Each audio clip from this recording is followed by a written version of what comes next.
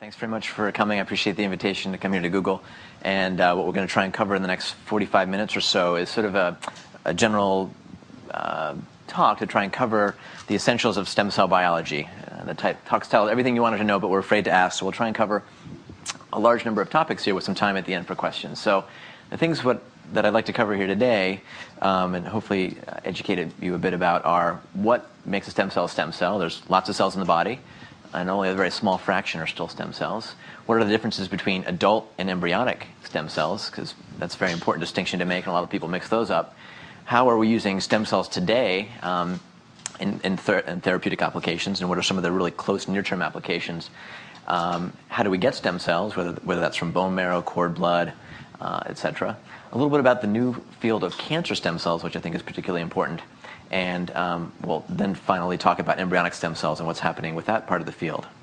So just a second about me. I'm a physician and scientist at Stanford Medical School. My clinical area is hematology, oncology, and bone marrow transplantation, which is actually a form of stem cell transplantation. And spend most of my time in the lab looking at stem cell biology and regenerative medicine. So let's get started. So what makes a stem cell a stem cell? There are really basically two key criteria. Number one, it starts out as a unspecialized cell, which has the potential to differentiate into multiple cells. And the key characteristic of any stem cell is that it can self-renew, meaning make more of itself, as well as go on to differentiate, usually for what we call progenitor populations.